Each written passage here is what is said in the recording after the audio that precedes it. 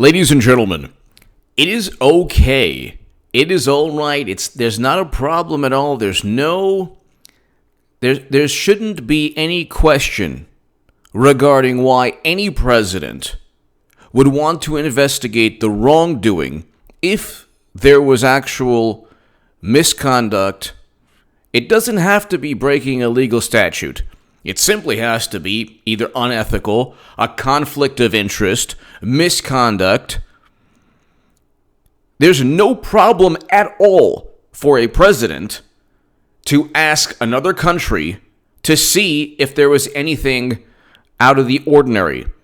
This does not interfere in any election. That's absurd.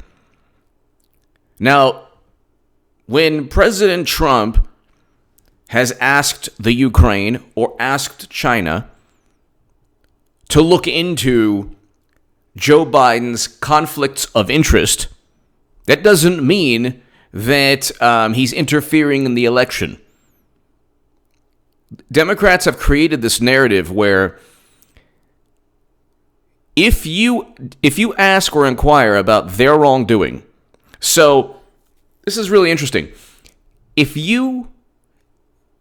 If another country dares, so the ODNI and DHS reports, the Office of Director of National Intelligence, and DHS reports under James Clapper and Comey and Brennan come with warranty disclaimers. All the ridiculous nonsense, the absurd fantasy that says Trump worked with Russia to hack the DNC and purchase Facebook ads, thus giving Clinton the popular vote, but at the same time losing swing states for some reason because of Facebook ads that nobody saw, eventually forcing Debbie Wasserman Schultz to resign in disgrace, yet giving Clinton a win in the primary that was fair over Bernie Sanders, who wasn't cheated, although he was cheated because Russia informed the country through hacking the DNC that Bernie was cheated. We can go on forever with the convoluted tale, the ridiculous story that Democrats contradict. Their propaganda contradicts itself. How could Clinton have won the popular vote if Russia interfered in the election? That makes no sense at all. And if you say, well, she lost certain swing states, okay, which Facebook ads influenced voters? We've yet to talk about the actual ads. I could tell you from the ads that I've seen in the Politico articles, they're hilarious. But anyway, and nobody saw them. Anyway, there's yet another person. I'm not going to call this person by the name that media refers to him or her. But there is a person, an operative, a person who works for the intelligence community, another person just recently now who also worked, so both of them worked for Brennan, John O'Brennan, in his wonderful agency. And now you have yet another of what they call, well, we'll just say, okay, this is the last time I'll use this word because they've totally denigrated and tried to mangle and redefine the word. They're calling this person, because there's another one now, they're calling these two people whistleblowers. That is absurd, ludicrous. They are operatives. If you look, intelligence agencies, their function, their goal is to, part of what they do is to deceive.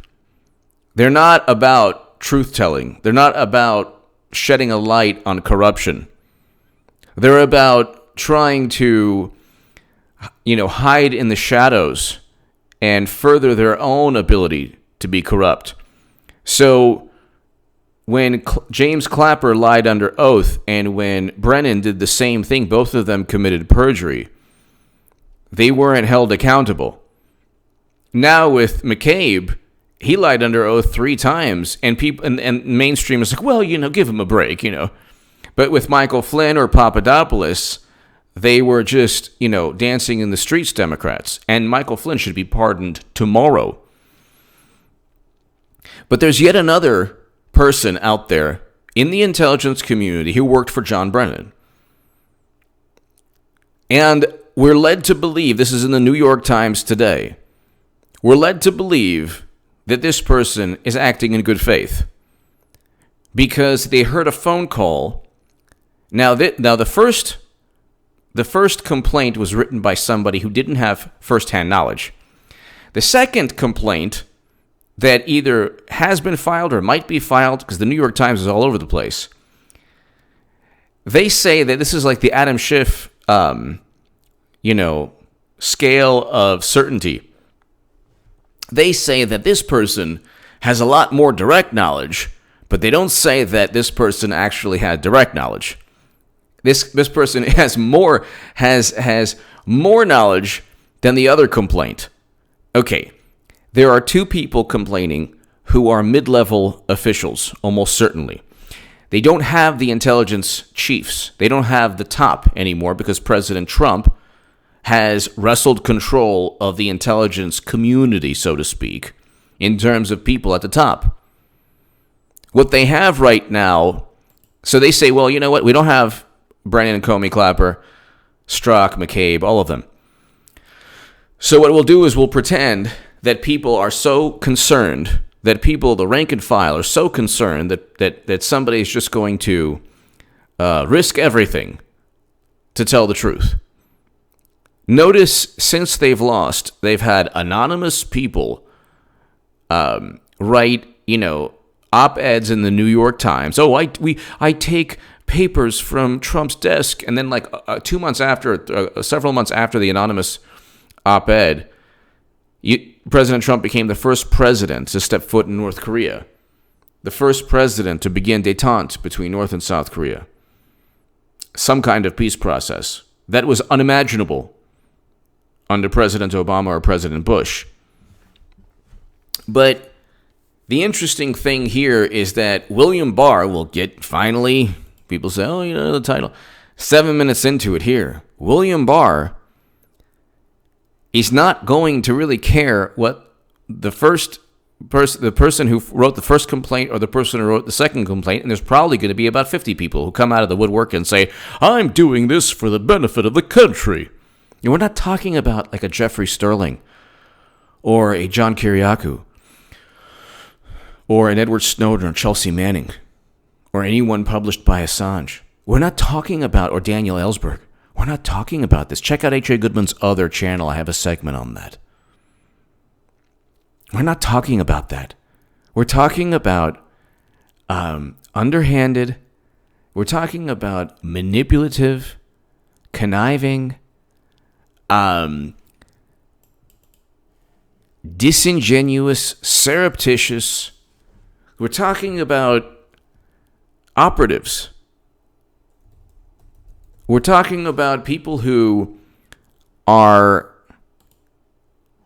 only complaining about Trump's phone call to divert attention away from what Joe Biden actually boasted and bragged about on a video when he was speaking, I believe, to the Council on Foreign Relations. And yes, there are conflicts of interest regarding his son, that flight to China, and the prosecutor who was looking into the Ukrainian company that was funneling millions to his son. So whether or not, it's really interesting what they do. They say Trump had the motive and the intent to strong-arm Zelensky, even though Zelensky and Poroshenko both say that they didn't feel any pressure and they're fine. Trump didn't pressure them. But the narrative is, well, Trump deliberately meant to pressure them so he could investigate Biden and then get a leg up in the 2020 election. If you utilize, number one, if you utilize their logic during the Mueller probe, they were scoundrels. They were saying, well, what's the problem? If you have nothing to hide, just go ahead with the investigation. So use that logic. Well, what's the problem? If the former vice president has nothing to hide, what's the problem? See, you can't use that logic. They don't like the petty, malicious logic and rationale utilized that they spew onto Trump, utilized against them. Oh, they don't like that. They look at any scrutiny, any investigation of their activities as interference, but it's not interference. They cannot simply act with impunity. Okay? Now, the second thing is that Clinton is running. All of this benefits Clinton.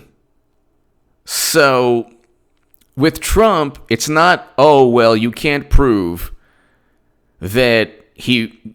So, if with Clinton, if money flows into the Clinton Foundation from Uranium One, that has absolutely nothing to do with the uranium sale.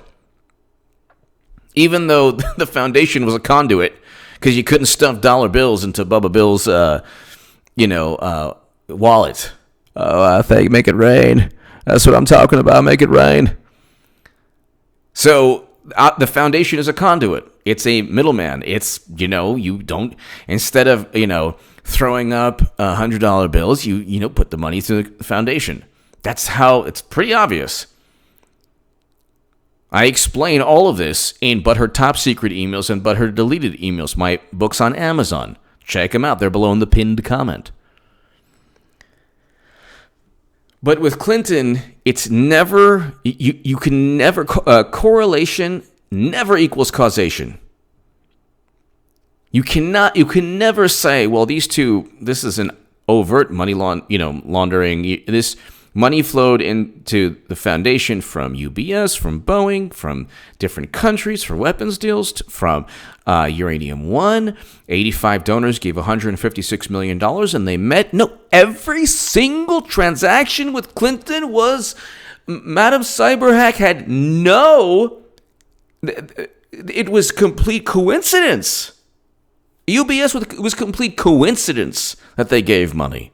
And then just miraculously, Clinton helped them out as Secretary of State. It was an utter coincidence. People just, happen to always give millions and millions of dollars and get beneficial treatment. You can never there's not a shred of evidence that there's any quid pro quo with Clinton.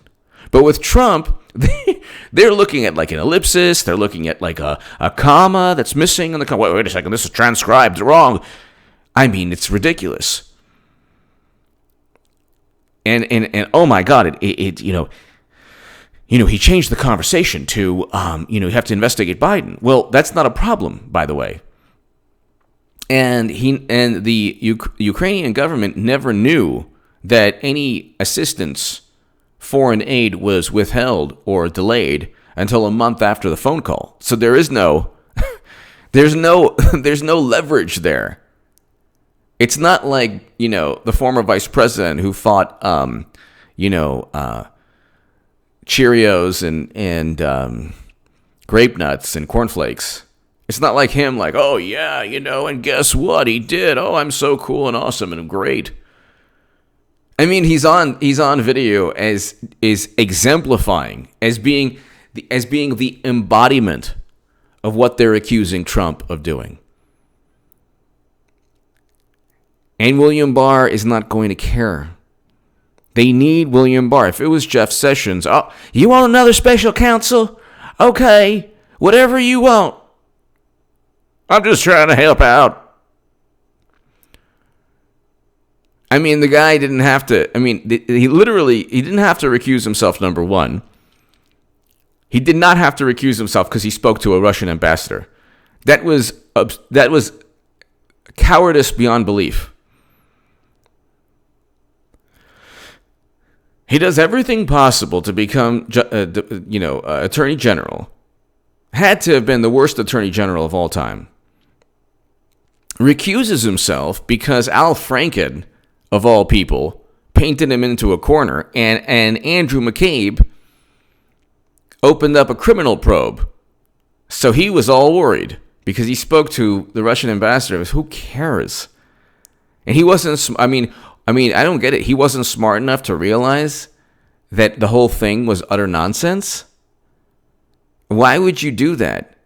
After 3 years of, the Mueller probe and investigations before that, they found nothing. No collusion, no nothing. Sessions knew there was no collusion, so I don't get it. I don't know why he recused himself, to tell you the truth. It's not just cowardice, it's almost he's complicit in everything. Maybe he was. He's an establishment Republican. Maybe he was complicit in trying to prevent Trump from actually having his own administration for about 2 years, into 2 to 3 years into his administration. Who knows? I don't know what the motivation of Sessions was, but I can tell you that it was horrendous. They had no reason to start a special counsel because of memos that we have no clue if they're accurate or not. It's interesting too, because any scrutiny of Trump, whether it's a memo or a dossier or a ledger or someone's opinion in a complaint, a written complaint, has to be investigated to the fullest. But a videotape of the former vice president actually the actually stating you will not get $1 billion if you don't fire somebody in your own government. That is so clear. And with the media, they're like, oh, well, they let go a really corrupt person. That's completely irrelevant. The guy's name is Shokin, I believe. That's completely and utterly irrelevant, whether he was corrupt or not, or whether there could have been a better prosecutor or whatnot. He was looking into the company, the corporation that was giving money, millions, to Biden's son. Then there's a photo of them playing golf. And Biden, of course, lied and said, oh, well, So, the conflict of interest is there. Now, can you prove intent? John Solomon, Rudy Giuliani have evidence that they say can prove intent, but just from the public record alone, Politico, Kenneth Vogel has written that the DNC and Democrats worked alongside Ukrainian officials. In 2017, Mr. Vogel's articles were written. He's an amazing journalist. He's a true journalist. I'm sure he doesn't like Trump. If he's at the New York Times, there's no way that he's, walking into work with this shirt. Okay? But he's a journalist. One of the few great journalists out there in the mainstream. Few. Perhaps the only one. And John Solomon, John Solomon is one of the great journalists on the planet. And now he's in the mainstream also, but he's in The Hill. I was a contributor. I used to be a contributor to The Hill. But John Solomon is at the forefront. And he's one of the great journalists in America and in the world. He's at the forefront of all of this. And that's why. How do we know that he's great? Because the Daily Beast wrote a hit piece on him. And Daily Beast wrote a hit piece on me. I'm not saying that I'm great. I'm just saying liberal publications go after anyone with a voice that is contrary to the mainstream. But the DNC already reached out to the Ukraine during the election. The Democrats and Clinton. So, getting back to Sessions really quickly, William Barr is not going to start a special counsel. In fact, he's going to ignore. He's going to simply ignore all of this nonsense. He's going to ignore both of the complaints, and he has been ignoring them. He's not going to hold anyone in contempt. He's not going to help Democrats with a special counsel like Sessions did. And he's going to defend the president, which is something that the previous Attorney General didn't do. The interesting thing about this is that William Barr, if he were a Sessions, could make Trump's life very difficult. Sessions made Trump's life very difficult. Very difficult. He didn't have to recuse, and he didn't have to. He could have simply said, no, we're not going to do a special counsel. He was running the Justice Department. And then if they went after him, he could have been like, well, where'd you get the dossier? Let's declassify this. Well, whatever. Who cares? That's in the past now. But they need William Barr. Clinton's running again. All of this is for Clinton. Elizabeth Warren was like at the airport, and there were some protesters. Did you see the reception she got for somebody who was like allegedly going to win the Democratic primary? There was nobody there to greet her at the airport except Trump supporters. And I don't agree with what they were doing. Actually, I know that a lot of people were like, "Oh yeah, that's so great." I don't think that the heckling and all that is good for. I wouldn't do that. Let the person just go to her car or whatever. But I mean, you would think there would be, oh my God, just, crowds of Democrats, Because in 2016, when Bernie was on the ascent, there were, he couldn't, he was always, there were always people saying, we love you, da da da. Where were the people that support? So the whole thing is like a farce, a theatrical performance. They have no intention of either Biden or Warren. And, I disagree with Bernie Sanders, and I wish that he fought against the whole Russia Gate nonsense. But, I wish him the best. Best of health, and God bless him. But Clinton's running again. She's just waiting and going to pick a time. Give me your thoughts below. William Barr is not going to help them out. And they need William Barr. They need the Justice Department because they can't get a special counsel from this. There's a whole bunch of investigations that the Republicans and the White House are like, whatever, we're not going to help you out. So they can't go to the Justice Department and say, force these people to, testify or whatever. And until they vote on impeachment, which is Trump's like, you know what, you better, decide what you're going to do. The White House has said they're not going to comply with anything either Nadler or Schiff demand. So, give me your thoughts below. Check out H.A. Goodman's other channel.